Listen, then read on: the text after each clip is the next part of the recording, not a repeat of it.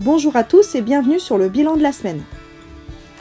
Cette semaine, nous avons continué notre séquence 4 commencée avant les vacances sur la description des mouvements. Et nous avons revu comment calculer la vitesse à l'aide de la méthode apprise en 6e. Tout d'abord, revoyons ensemble quelques définitions et quelques notations mathématiques. Nous avons tout d'abord parlé de la distance. La distance est notée D. Elle est mesurée en mètres ou en kilomètres. On dit que l'unité est le mètre ou le kilomètre. Ensuite, nous avons parlé du temps. Le temps se note T.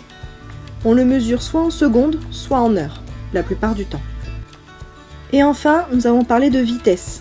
La vitesse est notée V et elle se mesure, elle, en mètres par seconde ou en kilomètres par heure. La vitesse est la distance parcourue pendant un temps donné.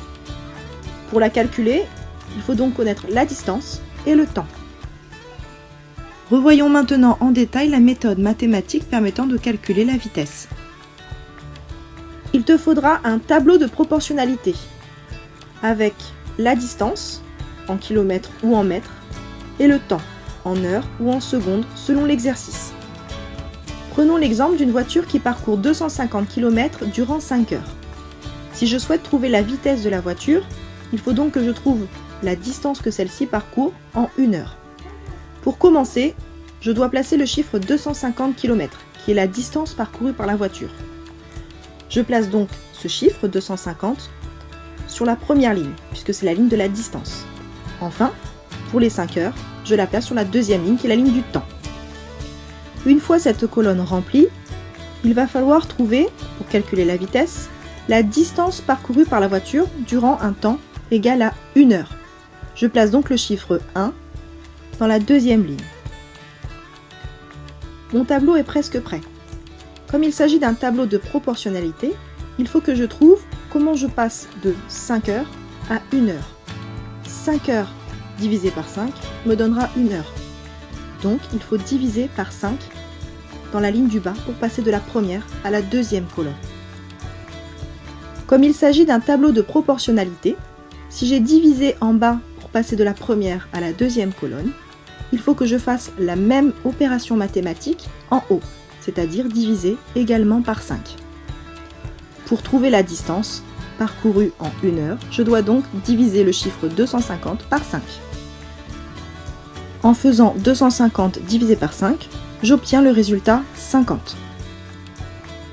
Cela veut donc dire que ma voiture parcourt 50 km en 1 heure. Et vu que la vitesse est la distance parcourue durant un temps donné, ici j'ai parcouru une distance de 50 km durant un temps de 1 heure.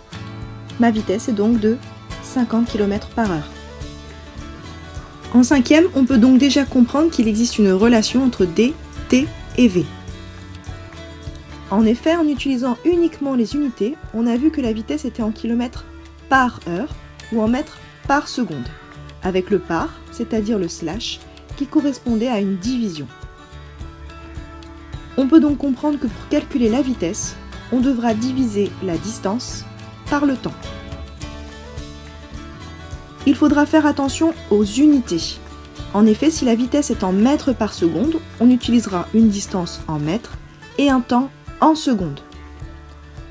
En revanche, si la vitesse est en kilomètres par heure, on utilisera une distance cette fois-ci en kilomètres et un temps en heures. Mais ne t'inquiète pas, nous aurons le temps de retravailler tout ça en 4e. Voilà, j'espère que tout est clair pour toi et je te dis à la semaine prochaine.